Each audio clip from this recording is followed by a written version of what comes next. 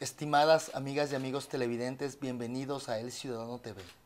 En este espacio de diálogo abierto nos encontramos con la doctora Joana Pesantes, ministra de Justicia, Derechos Humanos y Cultos, con quien dialogaremos sobre un tema muy importante y de interés nacional que ha causado mucha preocupación en el gobierno, mucha preocupación en la ciudadanía, tal vez por la sobreexposición que los medios de comunicación privados le han dado al tema. Se trata del conflicto Taromenane-Huaurani. Ministra, bienvenida al Ciudadano TV. Muchas gracias. Un saludo especial a todos los ciudadanos y ciudadanas que nos ven. Para empezar, señora ministra, ¿a qué se debe esta espectacularización mediática que se ha dado al tema, a este conflicto que habría entre varios miembros de la nacionalidad Huaurani y de los grupos no contactados de los taromenanes? ¿Se trataría tal vez de una arista más para hacer daño al gobierno nacional en vista que no se puede hacerle daño en las elecciones?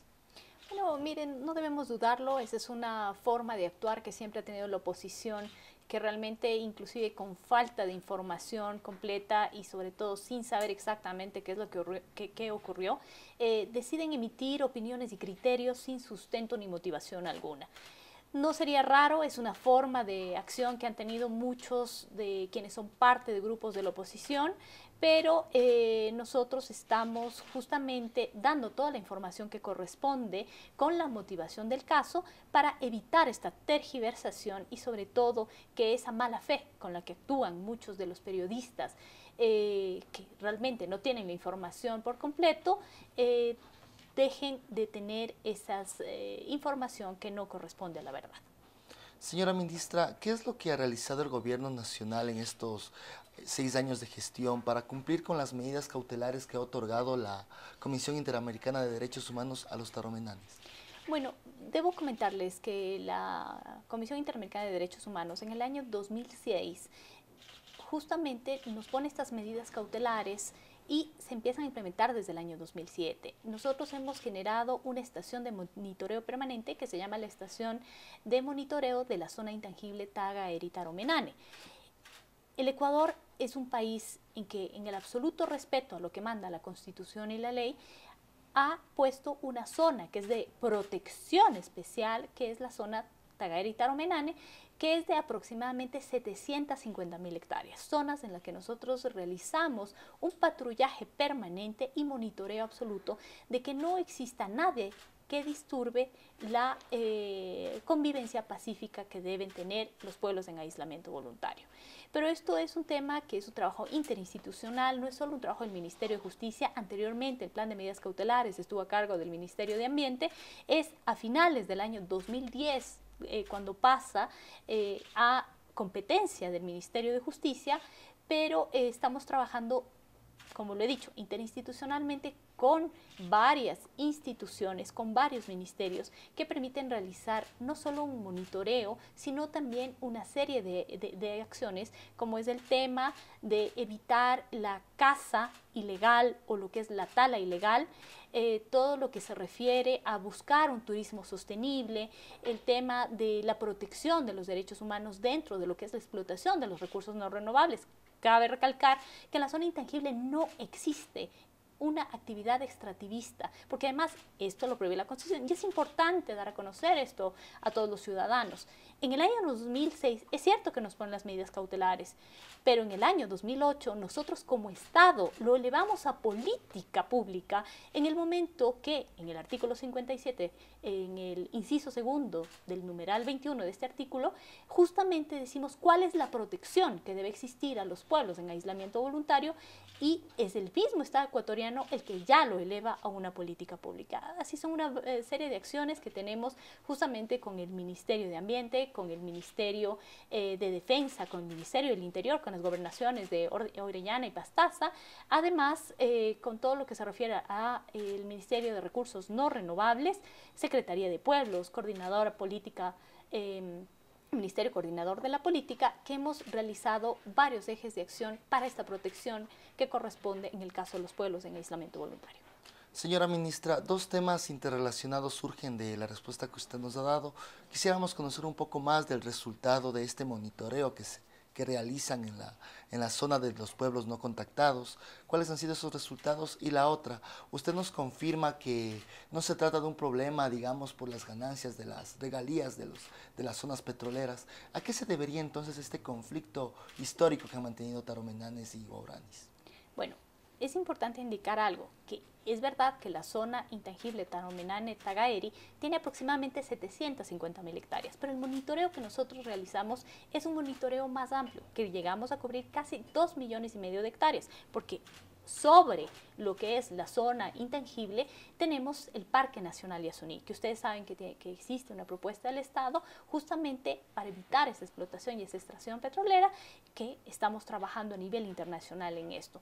Pero además son los mismos guardaparques del Parque Nacional Yasuní los que nos ayudan a este monitoreo y son resultados positivos porque hemos llegado a evitar ciertos temas, como ya lo he dicho, en lo que es la tala ilegal, en lo que tiene que ver a la caza ilegal, en el hecho de tener un turismo sostenible. Hemos realizado más de 244 patrullajes en lo que va del año anterior, solo para simplemente dar a conocer ciertas cifras que existen al respecto. Pero además nosotros tenemos en la zona, en la estación misma, tenemos también el servicio de salud, lo cual lo ayudamos con la comunidad de Tihuino.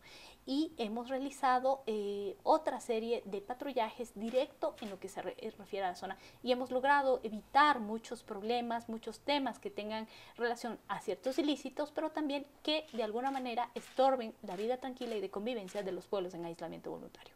Señora ministra, ¿qué evidencias fácticas existen sobre esta presunta matanza a 30 personas taromenanes en un acto de venganza, digámoslo así, por parte de grupos también guaraníes? ¿Cuáles son las evidencias que se han podido constatar? Debo decirle que no hay ninguna. Hemos hecho absolutamente tres, más bien, sobrevuelos aéreos, hemos hecho varios patrullajes terrestres, no llegamos a determinar la existencia de ningún cadáver. Aquí quiero ser muy enfática.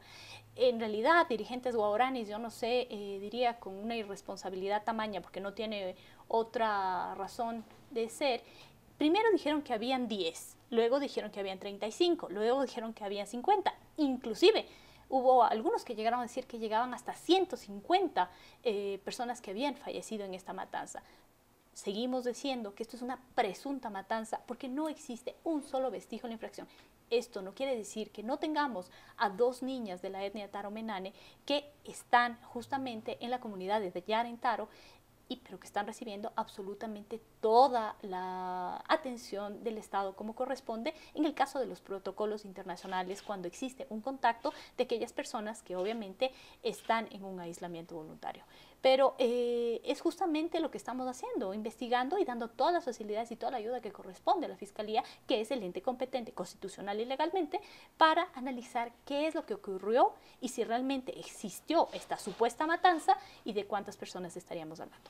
Pero ¿qué con respecto con la publicación bastante maliciosa que hizo Diario La Hora sobre los cadáveres, los presuntos cadáveres de unos indígenas taromenanes? ¿Qué con respecto a esto? ¿Se ha investigado el caso más a profundidad? Mire, nosotros hemos pedido justamente que se haga como un acto urgente a la Fiscalía, que se nos permita tener estas, primero, toda esta crónica periodística que existió con las fotos que se dio justamente de la muerte de 2 guaraníes que se dieron, 2 ancianos guaraníes cercanos al sector. ¿Qué es lo que ha ocurrido? Hemos pedido que se hagan las investigaciones del caso, obviamente como corresponde la Fiscalía, inclusive nosotros facilitamos a la Fiscalía en sobrevuelos aéreos y con todo el contingente que requiere para que pueda realizar su trabajo y pueda saber y pueda analizarse cuáles delitos pudieron haberse cometido, pero sobre todo quiénes fueron los responsables de esto. Hay que ser muy claro en el tema, este no es un tema fácil de poder analizar bajo una sola óptica, tiene varios aristas y varios ejes de acción y varios ejes de análisis, el eje antropológico, el eje sociológico, el eje territorial. Son clanes que han vivido toda la vida, son clanes guerreros que justamente culturalmente corresponde tener este tipo de acciones. Esto no quiere decir que el Estado ecuatoriano va a permitir, etcétera. Nosotros, como Estado ecuatoriano, debemos una protección a los pueblos en aislamiento voluntario y seguiremos trabajando en lo que corresponde. En ese sentido, ¿podría tal vez de confirmarse este crimen por parte del del pueblo guaraní contra los taraminenes, ¿podría aplicarse la justicia indígena en el caso de que la visión occidental no pueda responder a la cosmovisión de estos pueblos? Bueno, primero tendríamos, como le he dicho, esto es un análisis que se tiene que hacer desde un punto de vista bastante amplio, ¿no? Yo no podría decir que tiene que aplicarse la justicia indígena, lo que sí puedo dejar dentro del punto del análisis, porque no somos la autoridad competente para poder decir esto, porque esto es una competencia como tal, la investigación en el caso de existencia de delitos de la Fiscalía General del Estado, es justamente que es un poco incomprensible, por decirlo menos, que los guaraníes son contactados para unos temas y no contactados para otros. Es decir, si tú eres parte o ciudadano ecuatoriano de un país, también sabes que no solo tienes derechos, sino obligaciones que cumplir. Y eso es como Estado ecuatoriano lo que no vamos a permitir que se dé. Es por esto que hemos pedido a la Fiscalía General del Estado, he presentado una denuncia para que se realice la investigación que corresponde para saber qué tipo de delito, no me adelantaría a decir el tipo de delito, porque además tenemos dos niñas que obviamente están retenidas en una comunidad que la que no es de ellos y podría aplicarse un tipo penal como corresponde, pero además tendría que analizarse cuáles fueron los hechos de la supuesta matanza. Así que esperamos que la Fiscalía General del Estado pueda determinar el Estado, pero el tipo de delito que se ha dado, pero también quiénes son los responsables de la misma. Señora ministra, ¿se ratificaría en todo caso que este se trata de un conflicto histórico entre dos agrupaciones en la Amazonía y no de intereses económicos, intereses petroleros en la zona? Esto no tiene nada que ver con un tema de extractivismo petrolero, como muchos medios irresponsablemente lo dijeron, como muchas ONGs que no tienen sustento alguno para decirlo lo dicen. No tiene absolutamente nada que ver. Y bueno, y si no lo quieren creer al Estado ecuatoriano, crean justamente a todos aquellos sociólogos y a todos aquellos antropólogos y estudiosos en la zona que lo han dicho. O sea, si realmente era por un tema extractivista, por un tema, debieron haberlo hecho hace muchos años, no es un tema de ahora. Esto es un tema que viene hace muchos años desde un punto de vista cultural, que siempre se da estos enfrentamientos, sobre todo en lo que son pueblos guerreros como los de la Amazonía. Señora ministra, en una publicación en un periódico capitalino, el misionero Miguel Ángel Cabodevilla, de nacionalidad española, ha dicho que vivir en aislamiento no significa vivir bien o vivir feliz y que existirían indicios de que los pueblos no contactados ya quieren ese acercamiento con Occidente. ¿Cuál es su opinión al respecto? Bueno, ¿qué saben ustedes como Ministerio de Justicia? Lo que nosotros podemos decirle es que a través de los monitoreos y de los patrullajes que realizamos no tenemos ningún indicio de que realmente quieran vivir en contacto, porque si realmente lo hubieran querido hacer, tienen tantas clanes guaraníes que ya están en contacto tan cerca que podían haberse unido a ellos. No existe ningún tema así y obviamente también tenemos que analizar eso desde el punto de vista de cada quien. Recuerden que los misioneros católicos en su momento lo que siempre buscaron es la evangelización de los pueblos y sobre todo buscar que exista un contacto y que tengan una relación directa con un ser superior, en este caso, como lo dice la Iglesia Católica. No podría afirmar esto, no tenemos indicios que realmente los contactados, los no contactados quieran ser contactados, eso no existe ningún indicio bajo los patrullajes y bajo el trabajo técnico de las distintas profesiones que tenemos, de los distintos profesionales en la zona, que nos puedan indicar eso. Entonces yo creo que es un aporte valioso, es un criterio obviamente de alguien que conoce a cabalidad la zona, que vivió muchos años allá, pero como Ministerio de Justicia, Derechos Humanos y Cultos no tenemos ningún vestigio de que realmente eso quiera existir. Señora ministra, además de las acciones que tomará la Fiscalía General del Estado, ¿cuáles serán las acciones que también el Ministerio de Justicia emprenderá para continuar con la investigación de este caso? Bueno, recuerden que el competente para investigar el hecho de existir presuntos delitos es la Fiscalía General del Estado. Nosotros más bien lo que haremos es continuar con toda la cooperación de parte del Ministerio de Justicia para que estos hechos se lleguen a aclarar. Seguiremos en el trabajo preventivo, en el trabajo de monitoreo, en el trabajo de patrullaje que corresponde dentro de lo que significa el cumplimiento de las medidas cautelares. Señora ministra, ¿algo más que se pueda acotar en este tema? Simplemente que como Estado ecuatoriano estamos interesados en que este tema se aclare, que tengamos realmente una convivencia pacífica entre todos quienes somos parte del territorio ecuatoriano, pero sobre todo decirles que continuaremos con la protección que corresponde, ya no solo como un tema de cumplimiento de medidas cautelares, sino como un tema de política pública, tal como lo dice nuestra Constitución. Señora ministra, muchísimas gracias por esta entrevista para El Ciudadano TV. Muchas gracias. Fue la doctora Joana Pesantes, ministra de Justicia, Derechos Humanos y Cultos, en